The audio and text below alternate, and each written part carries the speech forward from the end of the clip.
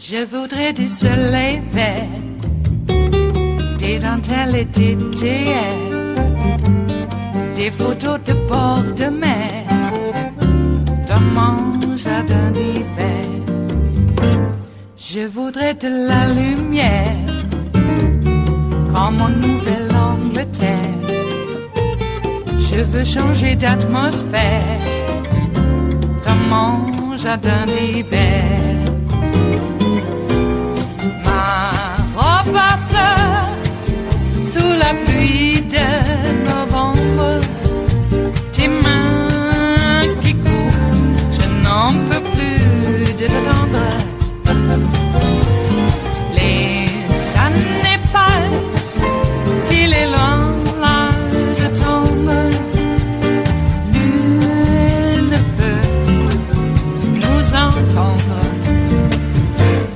Je voudrais du Fred Astaire, revoir un latte. I want to say to you, I want you to think about the suggestion that what the president says is not the policy of the United States. When the president speaks, can I clean that up, Senator? You're right. I misspoke. If you want to clean it up, because I'd love to. When he speaks, that is the policy of the United States. I'd love to, Senator. Yeah. I'd love the chance to do that. Yeah, go ahead. Yeah, I misspoke. It is the case. Right. The president calls the ball. His statements are, in fact, policy, but it's the case that when all of us speak in informal settings in response to we're not covering the full gamut of things that impact the world. That's what I intended to say. I saw the glee on your side walking away, trying to make a political point from that. That's silliness. This president runs this government. His statements are, in fact, U.S. policy. So now we understand that when the president speaks, it is the policy of the United States. Senator, you've seen these policies. 200-plus sanctions. You've seen them, Senator. I'm not asking you a question, Mr. Senator, Secretary. I understand. I've now been here 3 hours, and you've got a political soliloquy. No, you know what? I've listened to your political soliloquy as a Secretary of State sitting at that table, demeaning some members here because you said that Senator Shaheen believes more in the Russian Defense Ministry. She was quoting them only because we don't know what our own government is saying. So please don't talk to me about politics. I want to talk about politics? If President Obama did what President Trump did in Helsinki, I'd be peeling you off the Capitol ceiling. Please. So here's the point. When the president speaks, it is the policy of the United States. And so when he says, in one respect, I applaud this declaration about Crimea, but then he goes and says that Russia should join the G7.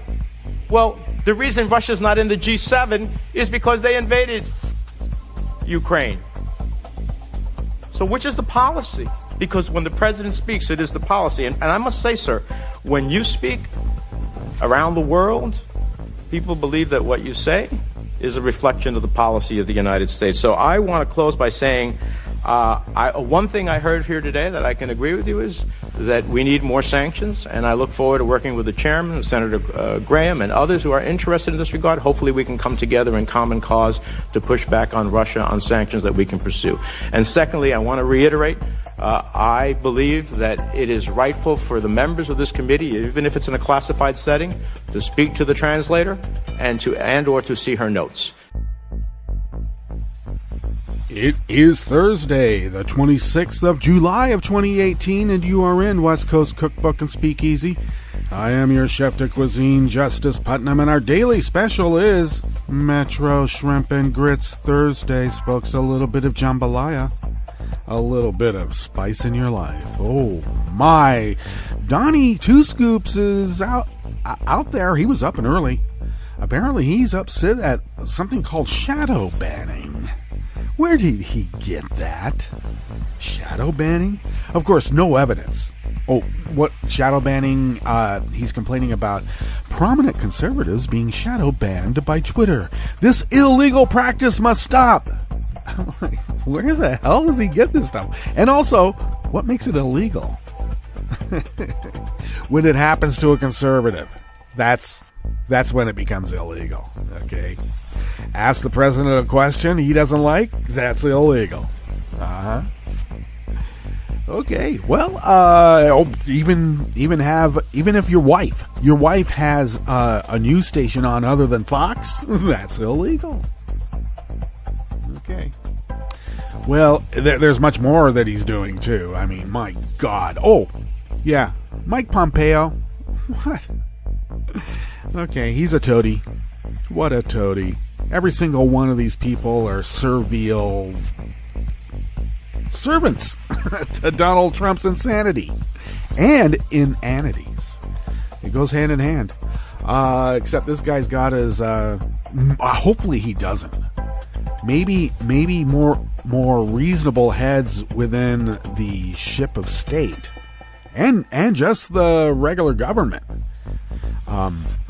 Maybe the button he thinks that if he pushes, everything goes to hell in a handbasket.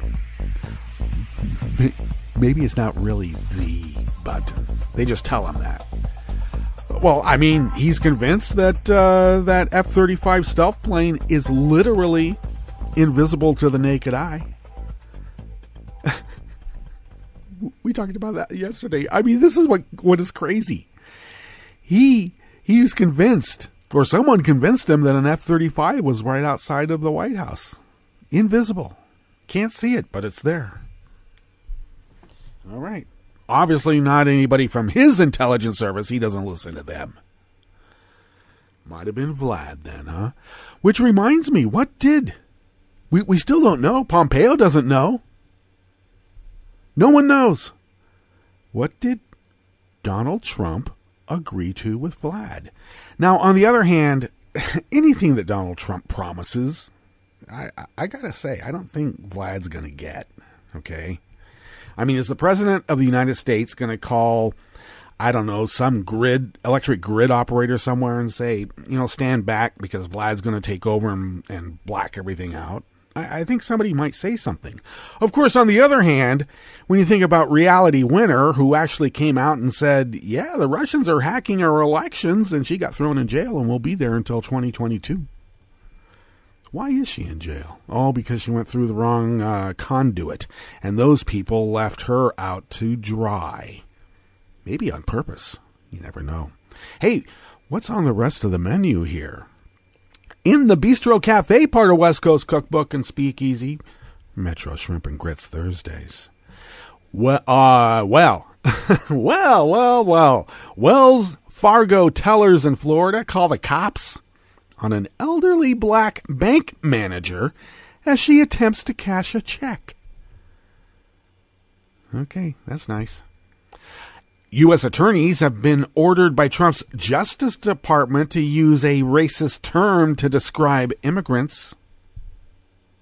That's where we are now. And Secretary of Education Betsy DeVos is once again going to bat on behalf of for-profit colleges that swindle students. Buyer beware, apparently. After the break, we then move to the chef's table, where Republican Representative Marsha Blackburn dodges questions about whether she met with the key Russian operative handling Russian agent Maria Butina. Marsha, why was Torsion going to Tennessee so often? Why? And the first lake of liquid water has been discovered on Mars. About a mile down under ice, but it's there. All that and more on West Coast Cookbook and Speakeasy. Bon appetit.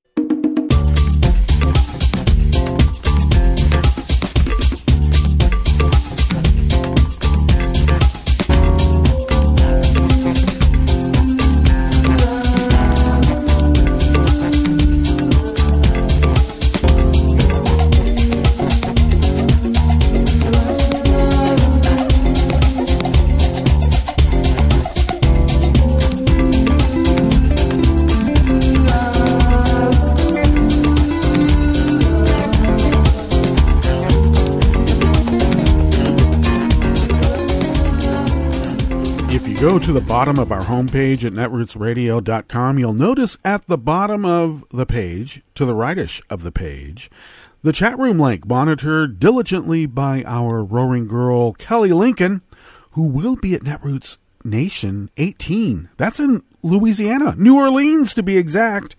And to the leftish of the chat room link are the donate contribute buttons. But if instead you would direct contributions towards Kelly, she needs to eat. And that's really what we're looking for right there. If you can help buy dinner, lunch, and maybe even breakfast.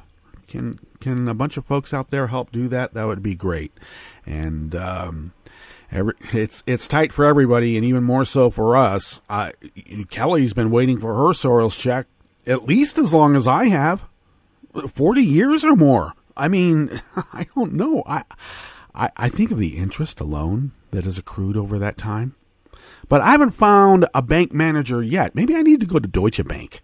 But I haven't found a bank manager yet that will allow me to borrow against even the interest on the Soros check. It's like Bitcoin. Well, enough of that. You can follow Netroots Radio on Twitter at Netroots Radio. Tom takes care of that platform, and we thank you, Tom, for doing that. Follow us on Facebook, that us being Netroots Radio. And Zuckerberg does what he wants to do. Hey, I saw shares fell precipitously overnight on Facebook. Well, as I've said before, Holocaust denying and Alex Jones promoting does have a cost. Indeed. Okay, you can follow me on Twitter at Justice Putnam, and I post show notes and links diaries on Daily Co's, and each day has its show notes and links, and that is an integral part of the show. We're multifaceted multimedia here. Oh, yeah. So check that out. I'm on Daily Co's as Justice Putnam. Follow the show on Twitter at Cookbook West.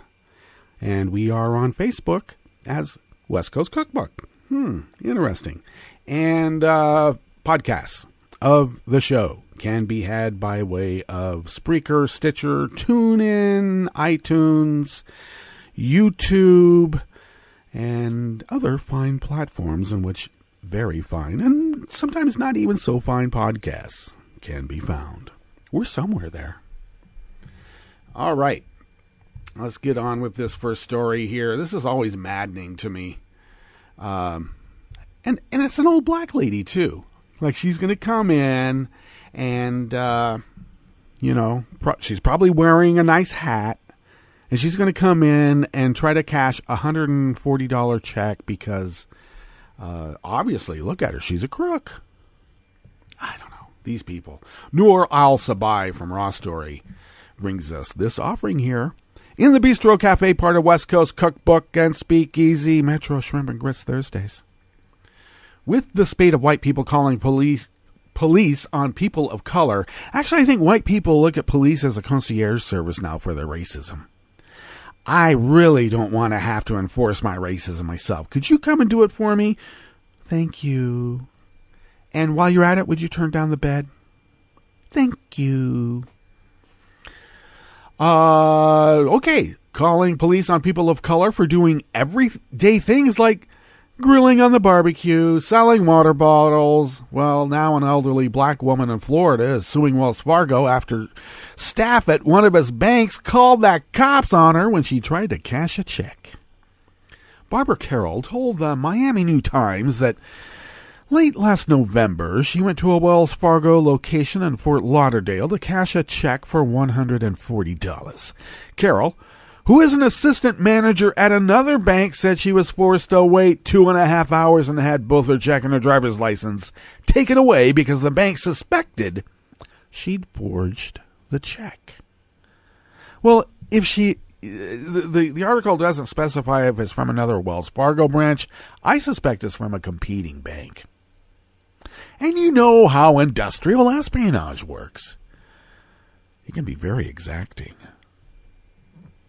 Carol, a PhD holder, well, that helps, said the tellers questioned her on how she got the money and refused to cash the check even after the person who wrote it for her confirmed that he'd actually done so.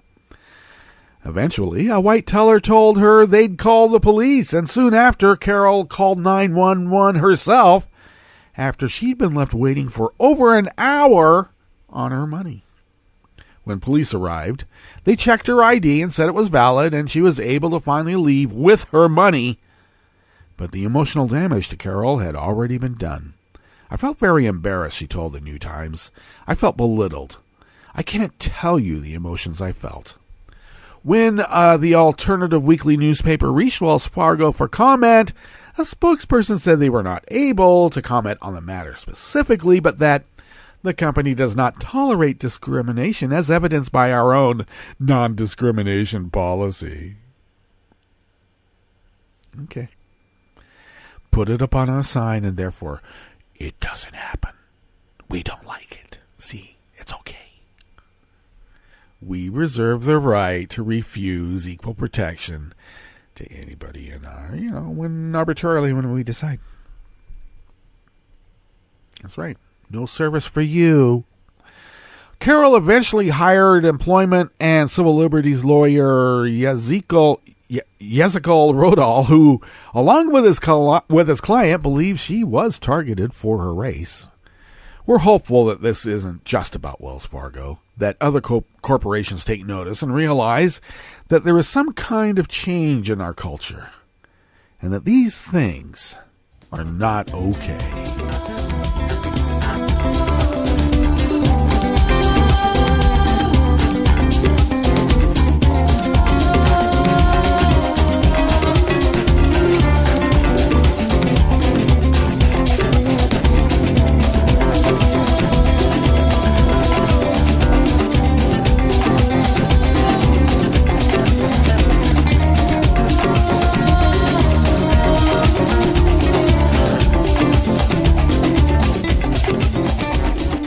Offering here at the Bistro Cafe, part of West Coast Cookbook and Speakeasy, is Out of Share Blue Media by Oliver Willis.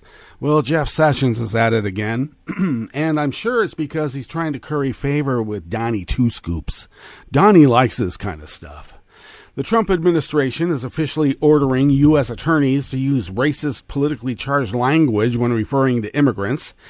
Instead of the term undocumented immigrants, the new directive instructs government lawyers to use the terminology preferred by racists, illegal aliens. The order, sent out to U.S. attorneys' offices, came from the Justice Department, or the Trump Justice Department, led by Attorney General Jeff Sessions. Sessions has a long history of making racist comments and advocating racist ideas. In fact, he was too racist to be a judge back in the 80s. Coretta Scott King even said so. The email noted, the word undocumented is not based in U.S. code and should not be used to describe someone's illegal presence in the country. I guess if you don't pay your parking fine on time, you are illegal, aren't you? However, the code refers to the act of crossing the border, but the Trump administration guidance demands that the derogatory label be applied to an entire group of people. The phrase illegal aliens has taken on a pejorative tone in recent years, noted the Library of Congress in a statement announcing that it would no longer use the term. These dehumanizing connotations have also led other institutions like the Associated Press to stop using the term, much to the consternation of many conservatives. Give us our silo! Give it to us! Some anti-immigration conservatives shortened the offensive phrase illegal aliens into the possibly even more offensive term illegals.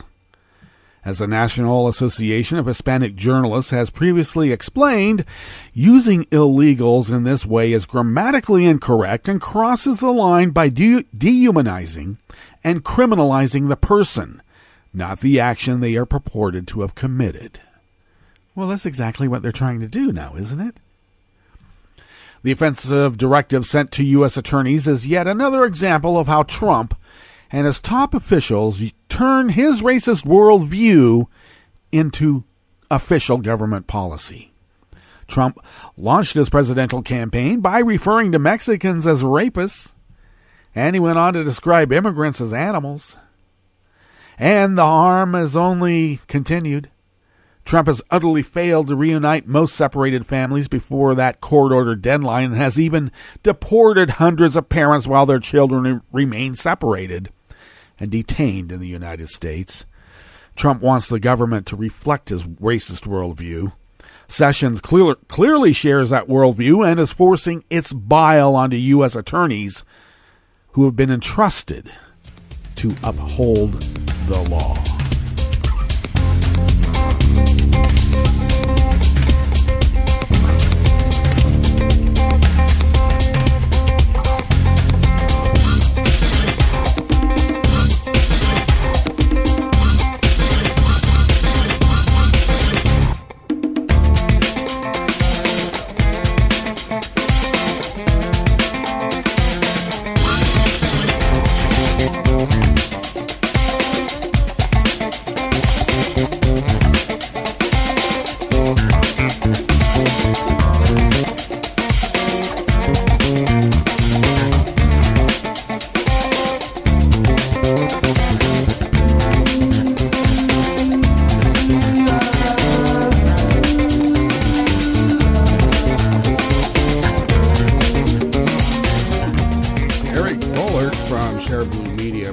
This last offering here at the Bistro Cafe, part of West Coast Cookbook and Speakeasy, Metro Shrimp and Grits Thursdays.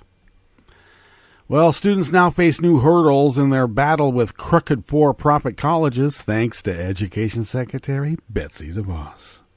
Student rights activists reacted angrily to the news that Betsy DeVos is once again going to bat on behalf of for-profit colleges that swindle students. After freezing Obama-era guidelines that were designed to help students victimized by crooked schools, DeVos on Wednesday formalized the administration's plan to deal with the widespread fraud. Under DeVos, defrauded students now face much higher hurdles when it comes to recovering their losses from for-profit schools. Well, of course, Trump lost, $23 million in his fraudulent for-profit school. No wonder. The Trump administration is proposing new criteria that would require borrowers to prove that they have fallen into financial distress, such as defaulting on their loans, to file a claim for debt relief, or prove that the institutions intended to mislead them. What? The new rules would dramatically reduce the number of students who are eligible for relief, notes Inside Higher Education. Critics see the move as the administration abandoning students. This is a clear sign that students cannot rely on Secretary DeVos, and that she will continue to give predatory for-profit colleges and corporations a free pass when they mislead, cheat, and defraud students. The Department of Education is... that was by Senator Patty Murray, Democrat of Washington. The Department of Education is turning a blind eye to widespread fraud and abuse at for-profit schools that left thousands of students in debt without a meaningful education, added Suzanne Martindale, a senior attorney for Consumers Union. Now, I suppose DeVos could say, look, they knew they were going to get a substandard education, and that was their right. I mean, it's a little bit like the insurance policies they want to bring back. The ones where they take your money, but you're not really covered for anything. You think you are, but you really aren't. But that's your right. You have the right to be able to get that less expensive insurance policy that doesn't cover you, because this is America. Buyer beware. Not that the merchant or the person trying to exact money out of you has to follow any rules on their side, except the only rule, and that's is to grab as much as they can in any way possible. More is always better.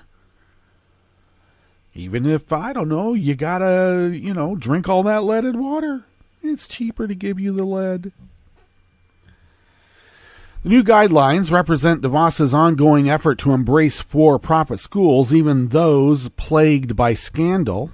Last year, she chose a former associate dean at DeVry As head of the Department of Education's enforcement unit, even though DeVry remains at the center of the controversy regarding for-profit schools that have been defrauding students. And Trump, of course, ran his own fraudulent for-profit, quote, school. Roughly 7,000 people were scammed out of their life savings by Trump University, including single mothers and veterans. Trump ended up settling related lawsuits for $25 million, and I have to say, that is a scant amount to what he was actually owed. He got off easy. The issue of fraudulent colleges exploded into full view during President Barack Obama's final year in office, prompting his administration to create the Borrower Defense to Repayment Program. The action was neat. Oh, yeah, that's just so much government overreach by Obama. How dare he help people who have been cheated out of their life savings? We have a right for those people to go destitute. As a nation, we do, apparently. Well, the action Obama enacted was needed after two large for-profit college chains, Corinthian Colleges and ITT Technical Institute, imploded in 2015 and 2016, leaving students in the lurch.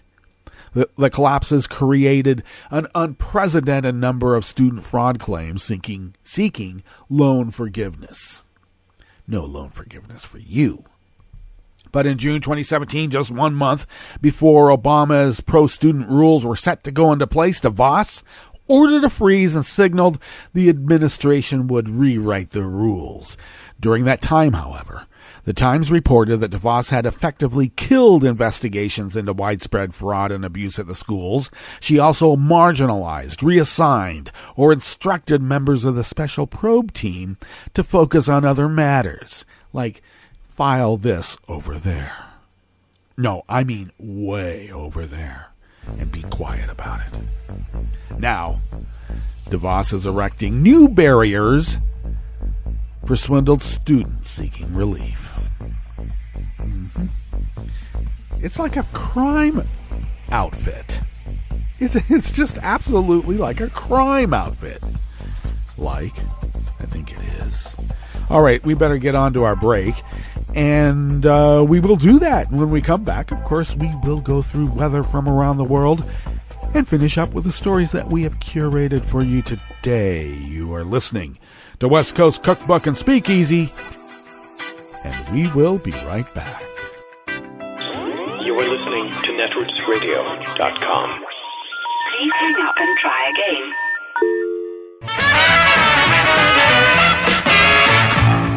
From a point at sea to the circles of your mind, a new force is at work for planetary transformation. New radio for a new Earth.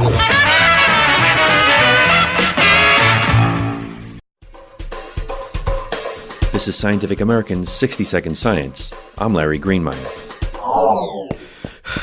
During intense exercise, sprinting for example, your body breaks down glucose and produces what's called lactate. That substance can build up faster than it can be further processed. If your idea of a workout is running to the refrigerator during commercials, you probably associate the lactate buildup with a burning in your muscles. But for well-conditioned athletes, excessive lactate means muscle fatigue and diminished performance. So athletes would like to know their actual lactate levels during training and competition. Blood tests are one way to measure lactate levels, but are not practical in the middle of a game or race.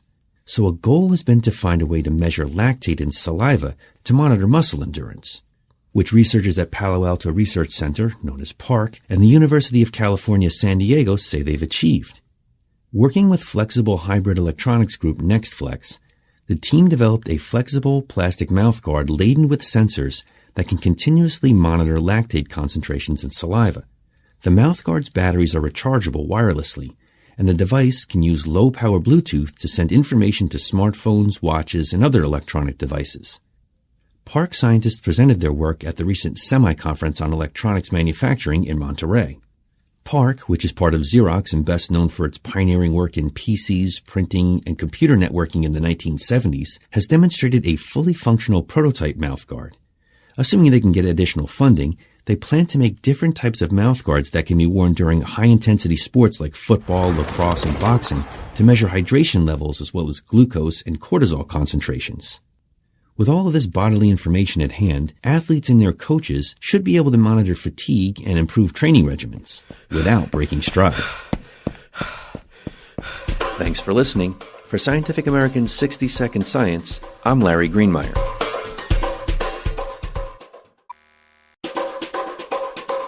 Hi, I'm Scientific American podcast editor Steve Mirsky, and here's a short piece from the July 2018 issue of the magazine in the section called Advances, Dispatches from the Frontiers of Science, Technology, and Medicine. Smart Walls by Prachi Patel. The right paint can add pizzazz to your walls, and now it can also make them smarter. Researchers recently converted a wall into an outsized trackpad and motion sensor by using low-cost conductive paint to create a large grid of electrodes. Such a smart wall can sense human touch and track gestures from a short distance. It can also detect the locations of appliances and whether they're switched on. The technology could someday turn on lights when a person enters a room, track a player's motion in an interactive video game, or monitor a child's television use. Yang Zhang, a computer science doctoral student at Carnegie Mellon University, helped to create the concept. To create the high-tech surface, Zhang and his colleagues applied painter's tape in a lattice pattern to a 12 by 8 foot wall, then coated it with commercially available conductive nickel paint. Removing the tape left a pattern of diamond-shaped electrodes, which the researchers connected using a grid of thin copper tape strips. They affixed a vinyl sticker in the middle of each diamond to insulate the electrodes from one another. Finally, they wired the strips to a custom-built circuit board and covered the wall with standard latex paint. The entire project took 4 hours and cost less than $200. Zhang and his colleagues at Disney Research presented the wall at the CHI Conference on Human Factors in Computing Systems in Montreal. In tracking a touch or gesture, the wall functions similarly to a smartphone screen. The circuit board prompts the electrodes to emit an electric field. When a person's body intercepts this field, it triggers a measurable change in current at the nearby electrodes. In the wall's appliance detection mode, the power is turned off and the electrodes act as an antenna to passively pick up electromagnetic waves emitted by nearby devices. The researchers detected iPads up to 6.5 feet from the wall. Fans and floor lamps could be sensed from about 10 feet. That was Smart Walls by Prachi Patel. Welcome to 60 Second Civics, the daily podcast of the Center for Civic Education. I'm Mark Gage. Several of the nation's leading historians have reflected on the reasons that the founders were unable to eliminate slavery. Bernard Bailyn, winner of the Pulitzer and Bancroft Prizes, contends that the idea of abolitionism did not exist in the era of the American Revolution. Bailyn writes, slavery was brutal and degrading, but as far as the colonists knew, slavery in one form or another had always existed. And if it was brutal and degrading, so too was much else of ordinary life at the lower levels of society. Only gradually did people come to see that slavery was a peculiarly degrading and uniquely brutalizing institution. Bailyn contends that to condemn the founders for having tolerated and perpetuated a society that rested on slavery is to expect them to have been able to transcend altogether the limitations of their own age. He points out that what is significant in the historical context of the time is not that the liberty-loving revolutionaries allowed slavery to survive, but that they, even those who profited directly from the institution, went so far in condemning it, confining it, and setting in motion the forces that would ultimately destroy it. That's all for today's podcast, 60 Second Civics, where civic education only takes a minute. You can help stop the Trump agenda in its tracks. Make sure you're registered to vote. Go to rockthevote.org. And on November 6th, vote for Democrats up and down the ticket. This message, a public service from all the fine people of netrootsradio.com. Shame on Massachusetts Governor Charlie Baker. I'm Bill Newman, and this is the Civil Liberties Minute.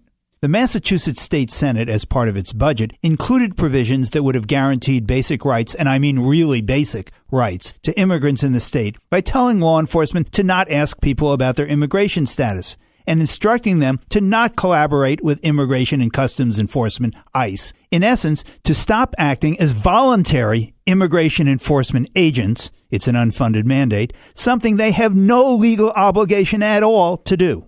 But the House budget did not include those provisions, so as is customary, the two budgets went to a conference committee to be reconciled. And when the budget came out of the committee, those provisions had been disappeared, which is apparently exactly what Governor Baker wanted. Carol Rose, the executive director of the ACLU of Massachusetts, said in response that Governor Baker has abdicated his responsibility to public safety and chose to deny immigrants even the most basic and narrow due process protections that makes everyone in Massachusetts safer. Make no mistake, Rose went on, the decision enshrines the politics of fear and silences the politics of hope and compassion. This is disgraceful. Decades from now, history will judge how Massachusetts' leaders treated immigrants at this time. The Civil Liberties Minute is made possible by the ACLU because freedom can't protect itself. I'm Rick Smith, and this is Labor History in 2. On this day in labor history, the year was 1937. That was the day 1,800 auto workers sat down at the Ford Motor Plant in Richmond, California. It was the largest Ford plant on the West Coast. The UAW organizing drive at Ford had just begun a few weeks earlier with a sit-down strike in Kansas City. Company manager Clarence Bullwinkle reported he had returned from lunch only to find the plant occupied and all the power shut off. Workers began their occupation after 12 workers with seniority rights had been transferred from the assembly plant to the loading department and then discharged. Strikers voted to allow company officials and office workers to leave the plant but not return. Bullwinkle was told to get out and stay out until you meet our demands. He refused to budge and holed up in his office. Demands included recognition of the union, seniority rights, and regular pay instead of discharge for workers who are out sick or injured on duty. As the night shift arrived and then left, they passed their lunch buckets in solidarity to the striking workers. Within 12 hours, the strike was reportedly called off after Ford officials agreed to meet with strikers. Seeing this as tantamount to winning union recognition, workers paraded through the streets in the early hours of Saturday morning. But they hit the picket lines later that day when Ford officials failed to appear. By Monday, they were right back on the job. Fearing another day's loss of production, Ford officials met with union leaders. While workers did not win formal recognition, they did win seniority rights and recognition of the Shop Stewards Committee in a first step toward union recognition, which would come 4 years later. Labor History in 2 brought to you by the Illinois Labor History Society and The Rick Smith Show. For more information, go to laborhistoryin2.com, like us on Facebook, and follow us on the Twitters at Labor History in 2. I read the news today, oh boy. It's time for Nicole Sandler's What's News from NicoleSandler.com and the Progressive Voices Network. Thursday is the court-ordered deadline for the administration to reunite the thousands of children who were separated from their parents at the border because of Trump's zero-tolerance policy. The administration will not be done reuniting the estimated 2,551 families that were impacted, partly because hundreds of parents may have already been deported without their children. But by focusing only on those deemed by the government to be eligible for reunification, authorities are expected to claim success. According to a DOJ email obtained by CNN, the Justice Department is now instructing its attorneys to drop the term undocumented immigrant and instead use the phrase illegal aliens. No human beings are illegal. The White House took retaliatory action against Caitlin Collins, a CNN White House reporter, after she asked Trump questions at an Oval Office photo op on Wednesday.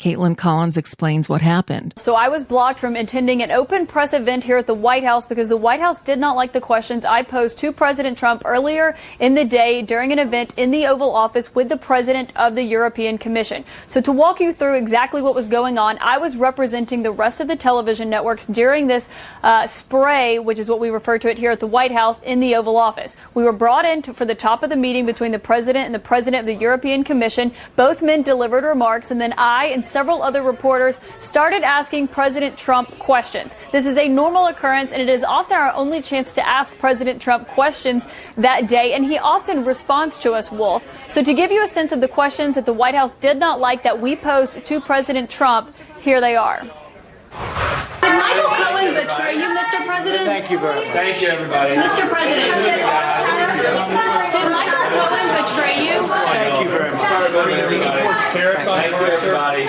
Thank you, everybody. Mr. President, are you worried about what Michael Cohen is going to say to prosecutors? Thank you, Taylor. Let's keep going. Are you worried about what is on the other tapes, Mr. President? Thank you all. Let's keep going. Thank you, everybody. Thank you very much. Why has Vladimir Putin not accepted your invitation? Keep going. Thanks, everybody. Thank you, everybody. Let's go. Come on, guys. Thank you very much. We're done. We're done. Let's go. Why has Vladimir Putin not accepted your invitation, Mr. President? Thank you very much. Thank you. The questions I asked, in case you couldn't hear them, was if the president was upset and felt that Michael Cohen, his former attorney, had betrayed him by allowing the release of that audio recording. We also asked if he was worried about what Michael Cohen would say to prosecutors. And then I also asked the president if why Vladimir Putin, the Russian president, had not accepted his invitation to the White House yet. That was before the White House announced that they were going to postpone that meeting until next year. After that event was over, the president did not answer questions. He said, thank you. We left the Oval Office. And then later, I was called into the office of Bill Shine, the president's latest hire, who is his right-hand man for communications. It was him and the press secretary, Sarah Sanders, who told me that I would not be invited to an open press event here in the Rose Garden moments later at the White House because they thought the questions that I posed to President Trump were inappropriate for that venue. I told them that is often our only chance to ask the president questions. Those questions were questions any reporter would have asked, and I was there to represent all of the networks and therefore ask about the questions of the day along with the other reporters and my colleagues in that room. Because of that, the White House blocked me from going to an open press event here at the White House that all reporters are allowed to go because they did not like the questions that I asked President Trump about the news of the day. CNN, rival networks, and the White House Correspondents Association all spoke out against the administration's actions, even Fox. As a member of the White House press pool, Fox stands firmly with CNN on this issue of access. So far, no response from the White House. Congressman Mark Meadows and Jim Jordan, the leaders of the House Freedom Caucus, introduced articles of impeachment against Deputy Attorney General Rod Rosenstein, the top DOJ official overseeing Special Counsel Robert Mueller's Russia investigation. House Republicans have been ramping up their attacks on the Deputy Attorney General in recent weeks, accusing him of withholding documents and being insufficiently transparent in his handling of the probe led by Robert Mueller. Democrats have argued that House Republicans' clashes with Rosenstein are little more than a pretext to weaken Mueller's efforts. Secretary of State Mike Pompeo testified Wednesday before the Senate Foreign Relations Committee in a hearing that was mostly combative and contentious.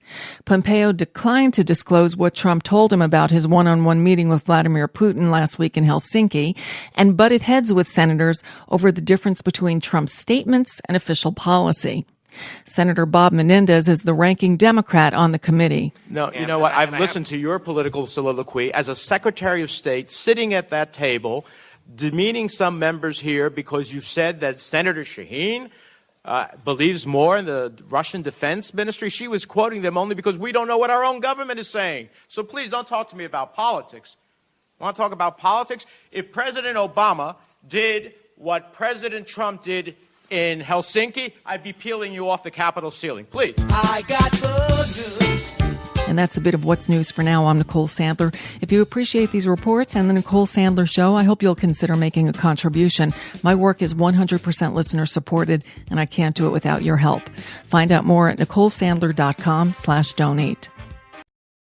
President Trump and Mexican President-elect Andrés Manuel López Obrador are pen pals.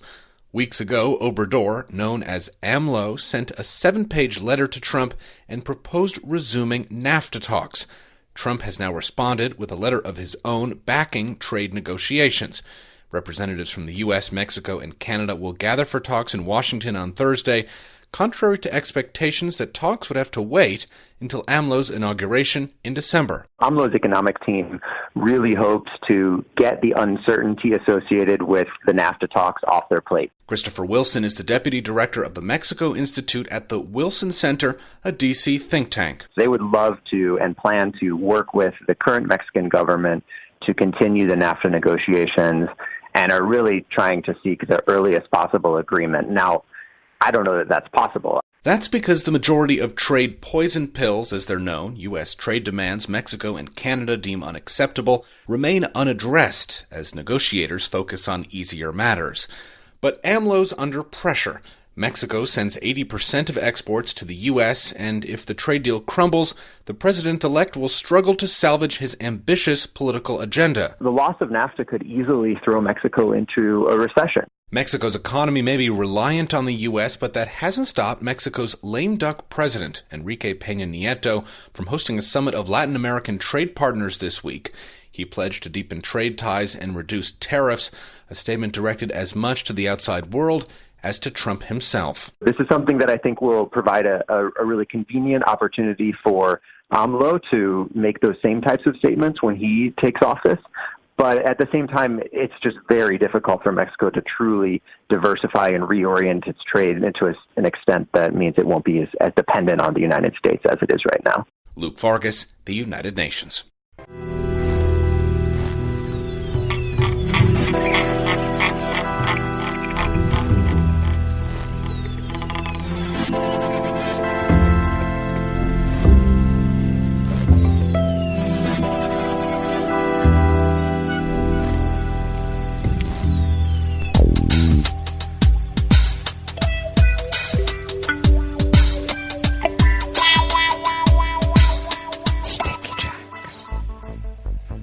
Thank you for accompanying us here to the chef's table at West Coast Cookbook and Speakeasy, Metro Shrimp and Grits Thursdays, folks.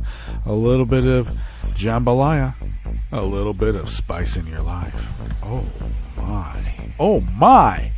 Well, weather from around the world always begins here along the banks of the Rogue River in the Rogue River Valley of Southern Oregon on the west coast of the continental United States of America, where we continue to have a heat advisory warning.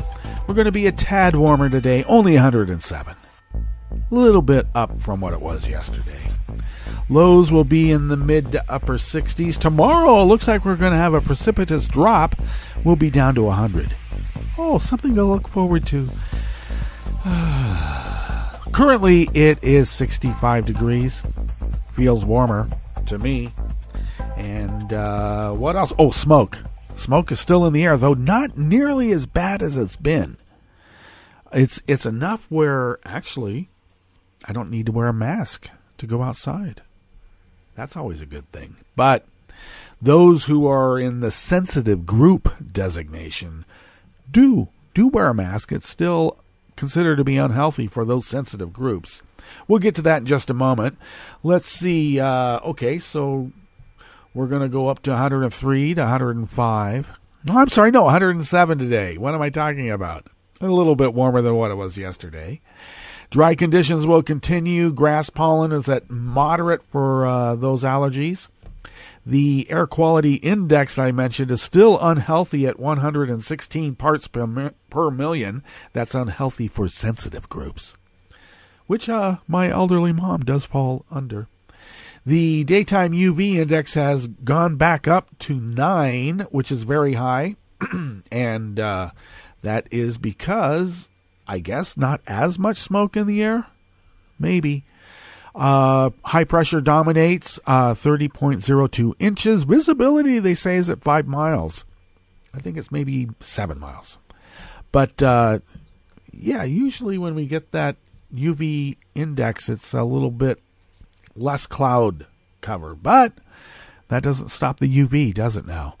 Humidity is currently at 56%. Probably won't go much lower than that. I'd be surprised if it does go to the low 40s.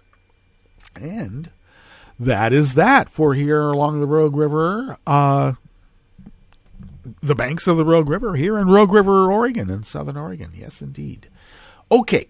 Weather from around the world is brought to you by people's personal weather stations that they purchased. These people plan to purchase personal weather stations somewhere on their property. And these people positively live around the world. Oh no. London is 92 degrees and sunny with a heat advisory. Paris is at 94 degrees and sunny with also a heat advisory. Rome is 89 degrees and sunny. Kiev is 77 and partly cloudy. Kabul is 84 degrees, fair with heavy winds. Hong Kong is 80 degrees and partly cloudy. Tokyo is 76 and mostly cloudy. Sydney, Australia is 51 and clear. San Francisco, California is 53 and mostly cloudy with a heat advisory. And New York, New York is 77 degrees Fahrenheit and cloudy. And that is weather from around the world, brought to you by people's personal weather stations that they purchased. These people planted these purchased personal weather stations somewhere on their property. And these people positively live around the world.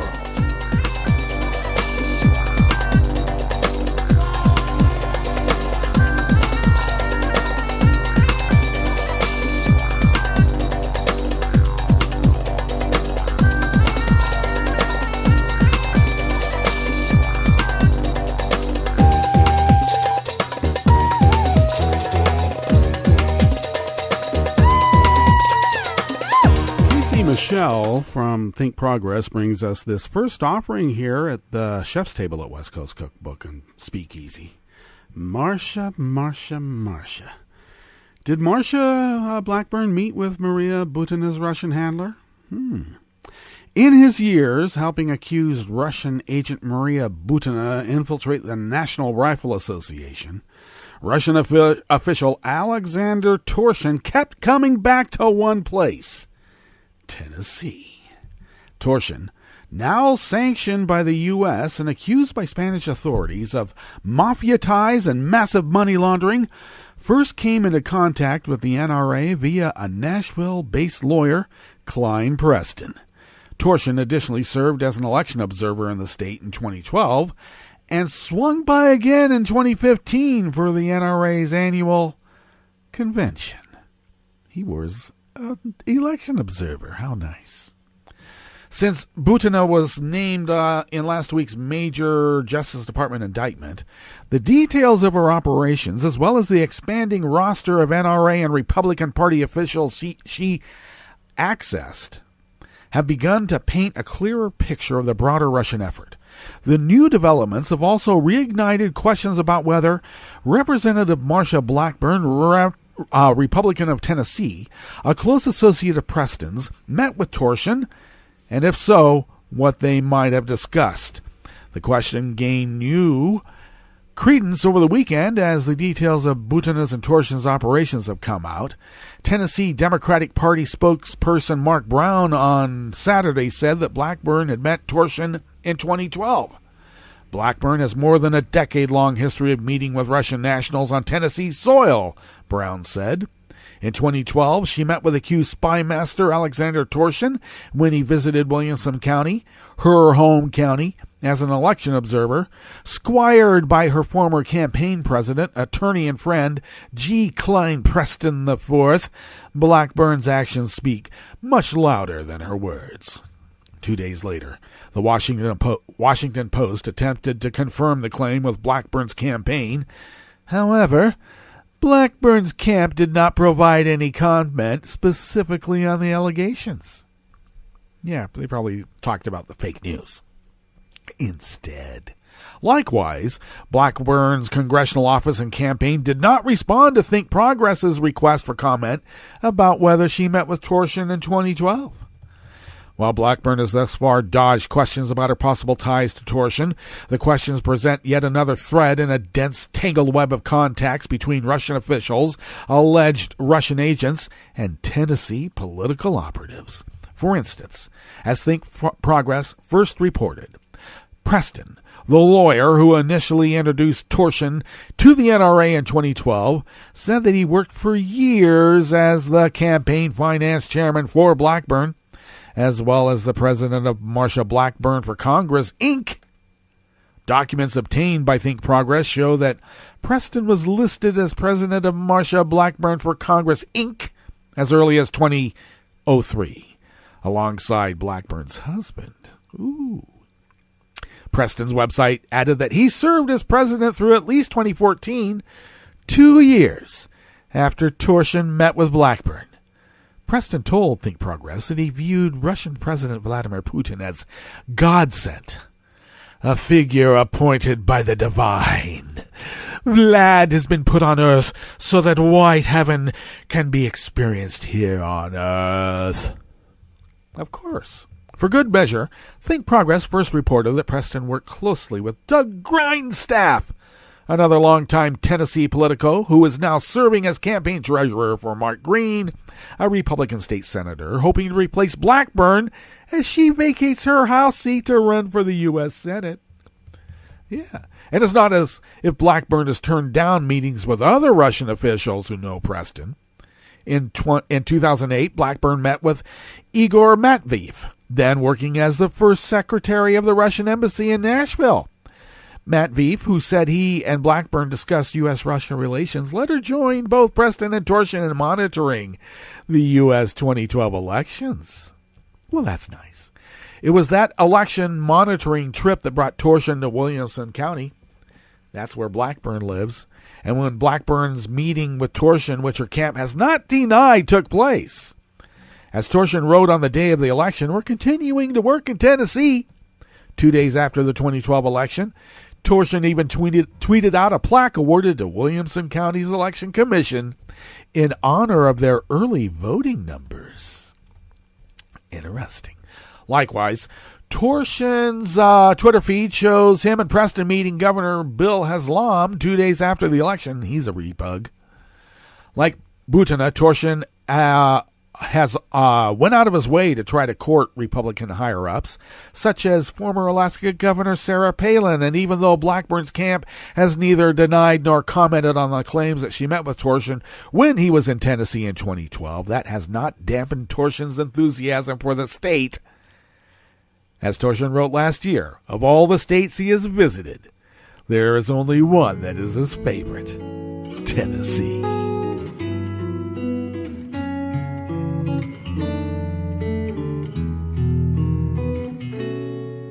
Je te donne ce mon amour pour la vie entière, la promesse de me trouver à tes genoux.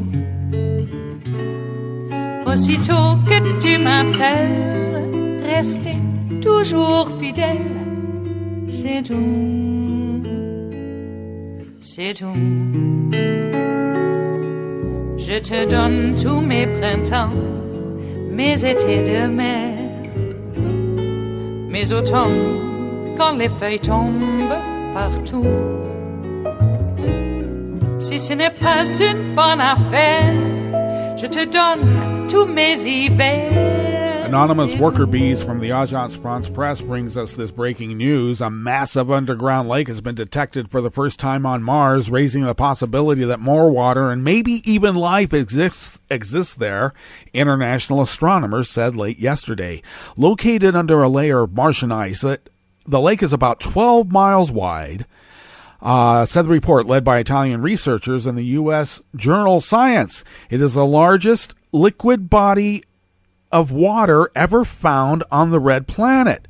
This is a stunning result that suggests water on Mars is not a temporary trickle like previous discoveries, but a persistent body of water that provides conditions for life for extended periods of time, said Alan Duffy, an associate professor at Swinburne University in Australia, who was not involved in the study. Mars is now cold, barren, and dry, but used to be warm and wet. It was home to plenty of liquid water and lakes at least 3.5 billion years old. Scientists are eager to find signs of contemporary water because such discoveries are key to unlocking the mystery of whether life ever formed on Mars in its ancient past, or if it might persist today. This particular lake, however, would not be drinkable and lies about a mile deep beneath the icy surface in a harsh and frigid environment. Whether microbial forms of life lie within is a matter of debate, and I guess we're going to have to send the proper detection robots to find out if there is any kind of microbial life. Very interesting. First large body of actual water. Highly salinated, with highly magnesium and salts and all sorts of stuff. So we'll see if any life can exist there. Still, we'll keep track of that. All right. we're at the end of our broadcast period for the day. But Netroots Radio does broadcast on. We'll visit with you tomorrow for Blue Moon Spirits Fridays here on West Coast Cookbook and Speakeasy. But do stay tuned for more breaking news as it is breaking right now on Netroots Radio. And we will visit with you tomorrow in West Coast Cookbook and Speakeasy. Bon appetit.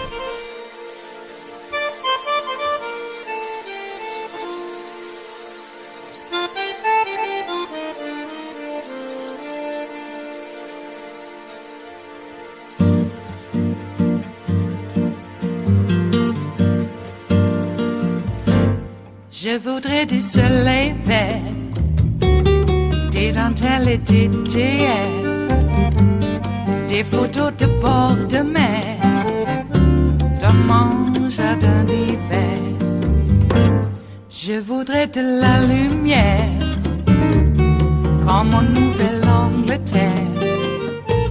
Je veux changer d'atmosphère, dans mon jardin d'hiver. Ma fleur sous la pluie de novembre, tes mains qui courent, je n'en peux plus de t'attendre. Les années passent, il est loin, là je tombe. Nul ne peut nous entendre. Je voudrais du Fred Astaire, revoir un latte Goël. Je voudrais toujours te plaire dans mon jardin d'hiver.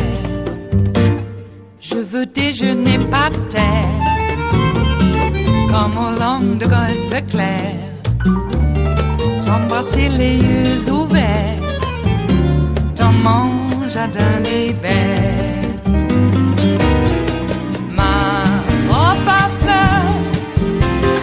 Pluie de novembre, tes mains qui courent, je n'en peux plus de t'attendre. Les années passent, il est loin, là je tombe. Nul ne peut nous entendre. Ba-da-da-dum-di-da-dum. Ba-da-da-dum-di-da-dum. Ba-da-da-dum-di-da-dum. Dans mon jardin d'hiver. Ba-da-da-dum-di-da-dum. Ba-da-da-dum-di-da-dum. Ba-da-da-dum-di-da-dum. Dans mon jardin d'hiver. Dans mon jardin d'hiver. Dans mon jardin d'hiver.